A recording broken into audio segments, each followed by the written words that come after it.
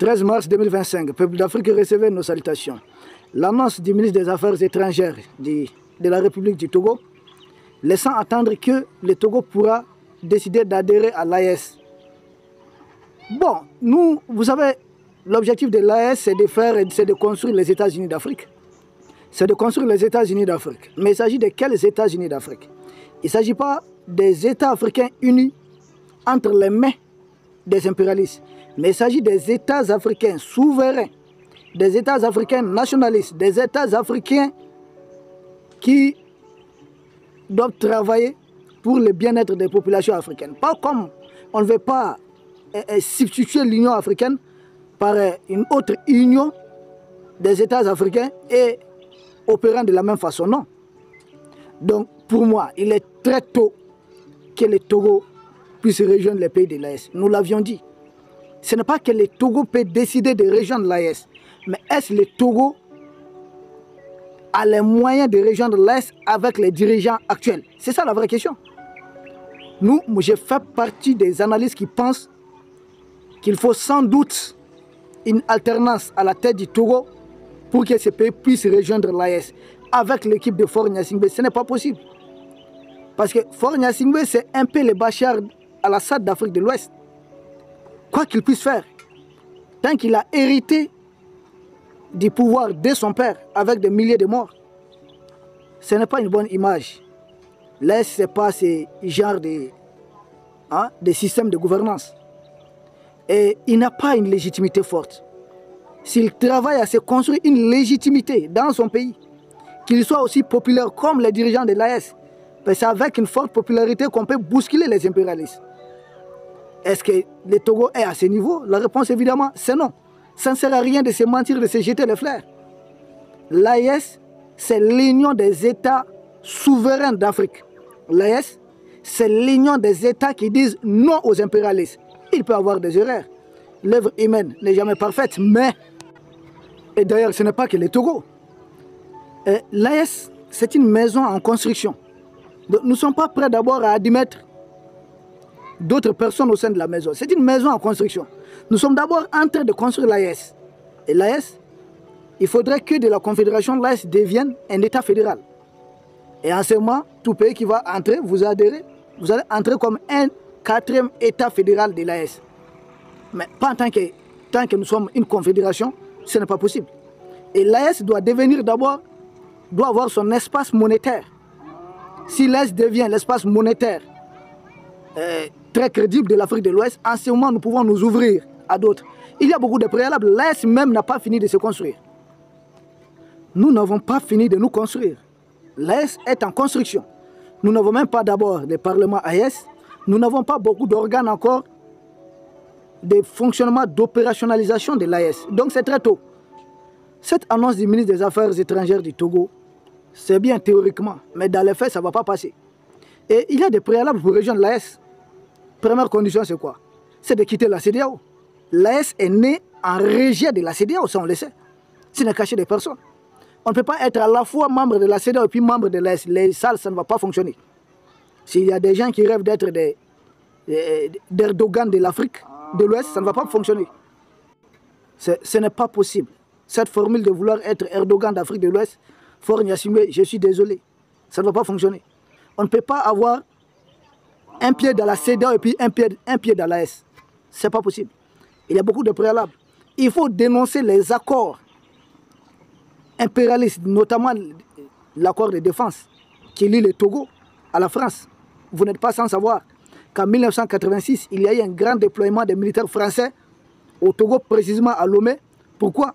Parce qu'à l'époque, Gnassingbé et Adema avaient fait appel à l'armée française évoquant une menace du Burkina et de Jerry Rawlings du Ghana. Parce que les deux étaient très proches. C'était à peu près le Mali et le Burkina. Il a manqué un troisième élément. Actuellement, c'est le Niger. Parce que Thomas Sankara, le 11 septembre 1985, quand il avait dit que les pays à nos frontières ont besoin d'une révolution, les Houphouët-Boigny, les Eyadema et autres se sont vus menacés. Donc ils ont tout fait pour faire éliminer avec le colon Thomas Sankara.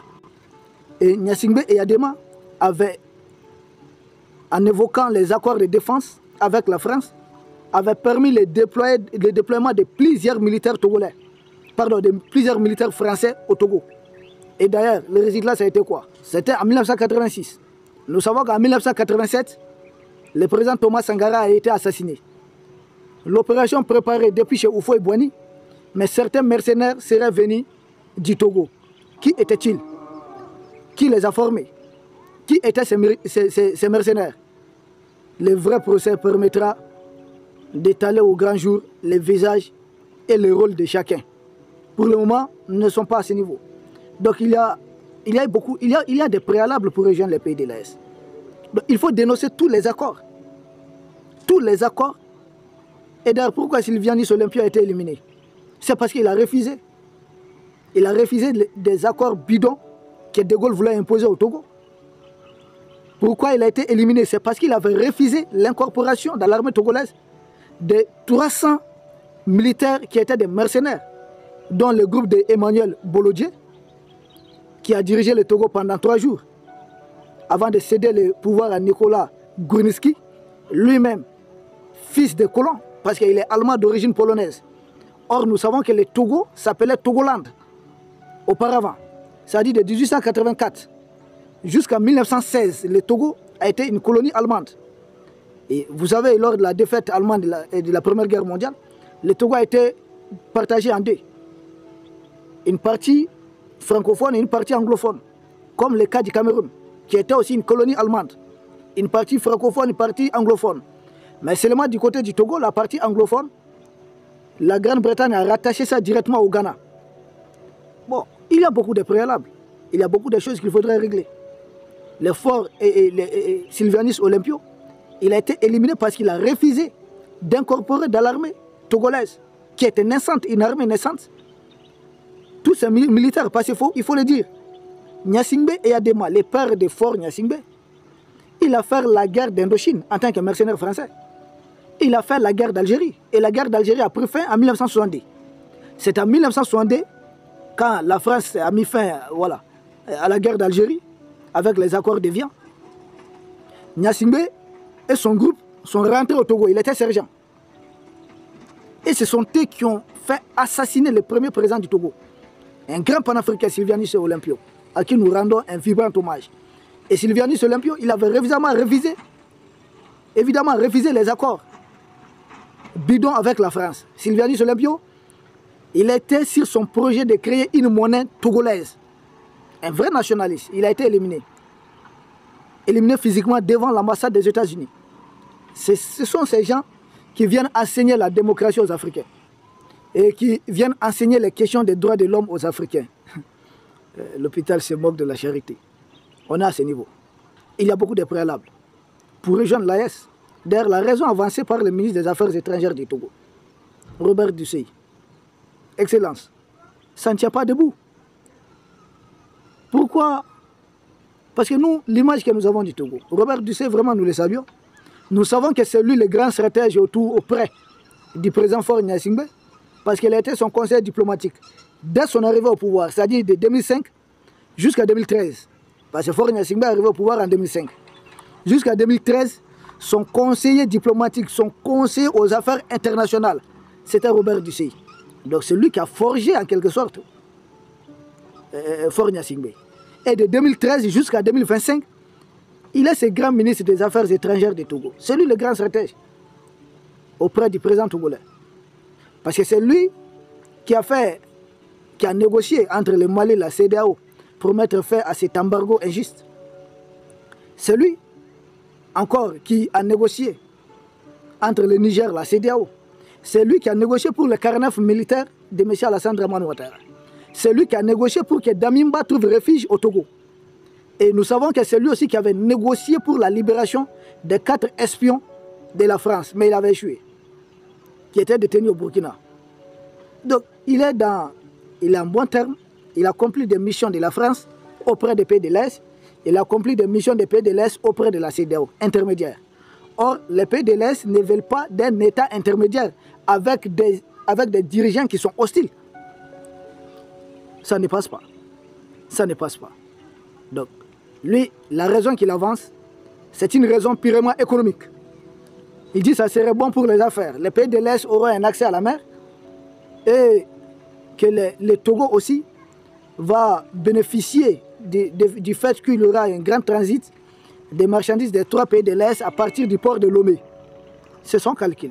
Mais quel est notre calcul à nous aussi? Ce que le président du Ghana a fait, ce qu'aucun pays membre de aucun dirigeant, aucun autre dirigeant de la CEDEAO n'a pu faire.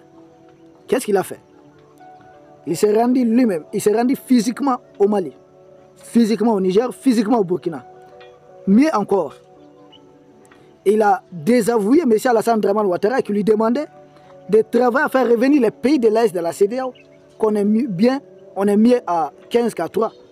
Quand il est venu, au contraire, il a demandé, à partir du Mali, du Burkina, du Niger, il a demandé à la CEDEAO de reconnaître les pays de l'AES, c'est-à-dire de reconnaître que dorénavant, il y a 2 grands blocs géopolitiques, géostratégiques au niveau de l'Afrique de l'Ouest. C'est la CEDEAO et c'est l'AES. Et que les 2 blocs peuvent coopérer. Il y a des discussions en cours, on n'exclut pas. Mais nous sommes ce que nous devons être. Et ils sont ce qu'ils doivent être. Donc chacun dans sa coloration. Donc il reconnaît d'office, il a dit. Donc c'est vraiment, il a cassé les plans de la CEDEAO. Ah oui, oui, le Ghana n'est pas n'importe quel pays au sein de la CEDEAO. Nous disons bravo. Et mieux encore, il a proposé des accords bilatéraux avec chaque pays de la CEDEAO. Pardon, avec chaque pays de l'AES. Pays de l'AES avec Ghana. Et ensuite, il a préparé 2 cadres multilatéraux. Un cadre AES et Ghana. Le second cadre, AES et CEDEAO. C'est lui qui a fait toutes ces propositions. Voici un président qui n'est pas dans les jeux de Faure Gnassingbé. Faure Gnassingbé, il était là. Il a son droit de veto.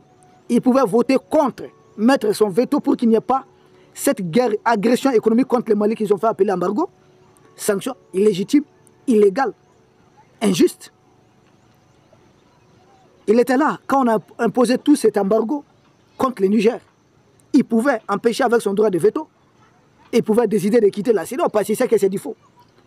Mais il a préféré faire une médiation entre les agresseurs et les agressés. Donc pour moi, ce jeu, Faure Gnassingbé est rattrapé par ce jeu. Ça ne peut pas fonctionner. Il a beaucoup de préalables. Il n'est pas prêt à rejoindre. Il n'est pas prêt à rejoindre les pays de l'Est. Nous aimons le Togo. Beaucoup de Togolais soutiennent le combat des pays de l'Est. Mais pour le moment, l'équipe dirigeante du Togo n'est pas à mesure, ne répond pas aux critères des dirigeants qui peuvent rejoindre l'AES. Hormis cela, l'AES même n'est pas encore prête à s'ouvrir à des adhésions éventuelles, à des adhésions possibles. Parce que l'AES doit encore se construire, doit encore se solidifier. L'AES a encore du chemin à faire. Quand la maison sera vraiment prête, on verra qui accepter, avec qui construire, agrandir davantage la maison, jusqu'à ce qu'elle puisse couvrir toute l'Afrique. Pour le moment, nous ne sommes pas à ce niveau. C'est très tôt. C'est très tôt. Certains m'ont dit, on peut accorder au moins au Togo pour le moment les statuts d'observateur. J'ai dit, bon, même ça, je ne pense pas. On n'est pas encore à ce niveau. C'est très tôt. Parce que l'AES, c'est d'abord le volet défense-sécurité. Que propose le Togo sur le plan défense et sécurité? Je ne vois pas grand-chose. Sont-ils prêts à dénoncer les accords avec les impérialistes qui soutiennent les terroristes contre nous? Parce que les terroristes là, ce sont les impérialistes, mais qui ont des accords de défense avec le Togo. Oui, depuis autant de Gnassingbé et Adema. Il faut d'abord dénoncer ces accords. Vous ne pouvez pas être lié avec eux par ces accords et intégrer l'AES. C'est une façon de ramener les pays de l'Est dans un accord avec la France. Parce qu'il y a un article de la charte de l'AES qui dit que si vous touchez un pays de l'Est, nous faisons la guerre. Ça veut dire quoi? Si la France devait aider le Togo dans une guerre contre un agresseur quelconque, et que le Togo aussi membre de l'Est, les pays de l'Est aussi doivent aider le Togo, donc il doit y avoir une union, c'est-à-dire qu'il doit y avoir une opération conjointe, AES et la France en territoire togolais pour aider Faure Gnassingbé. Non, attendez. On ne va pas entrer dans ça. Robert disait, j'apprécie votre intelligence. Mais ça ne fonctionne pas comme ça. Ça ne fonctionne pas comme ça. L'AES, c'est le volet diplomatique. Nous parlons d'une même voix au niveau international, dans toutes les instances internationales. Et ce Faure Gnassingbé peut parler, peut crier, il peut hausser le ton comme nous. Je ne pense pas, il ne peut pas le faire. L'AES, c'est le volet communication. Or, nous voyons, au Togo, il y a une chaîne de télévision qu'on dit être un peu panafricaine. Mais il y a des invités tels que M. l'ambassadeur, que nous saluons très bien, qui réellement soutiennent l'AES dans la communication. Il y a M. Likabaki, il y a certains. Mais il y a beaucoup d'autres invités sur le même plateau qui passent leur temps à insulter les pays de l'AES, à nous parler de la démocratie, comme si le Togo même était une démocratie. Le Togo, on n'est pas assez de qui?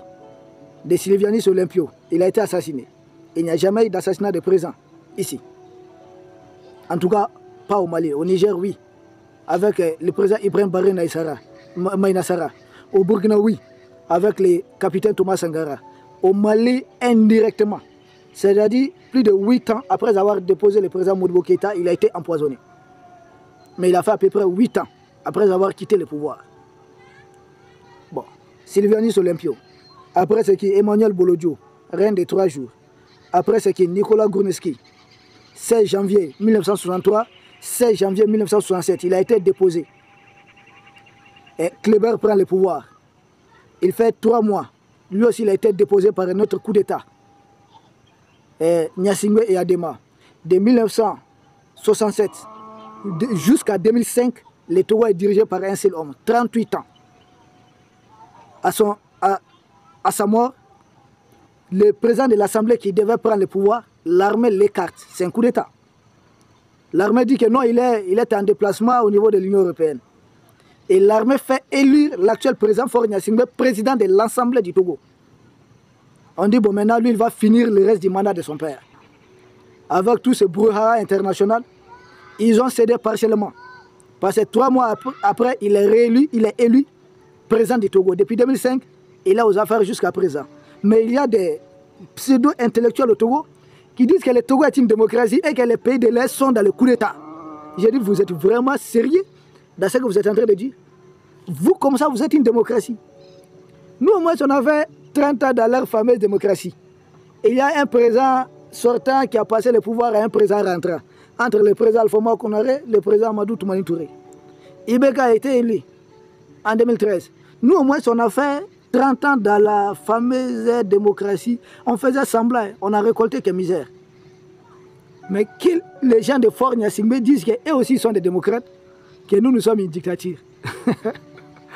Peuple d'Afrique, nous vous remercions. Nous vous remercions. Excusez-nous, il y a un bec qui meugle derrière nous. C'est aussi ça la beauté de l'Afrique. Il y a des oiseaux qui chantent. Il est faux. Il y a beaucoup qui nous suivent, qui disent aimer vraiment ça. Ça fait penser aussi à l'Afrique. Nous vous remercions et soyez très prudents. À demain pour un autre sujet au sommet de l'actualité.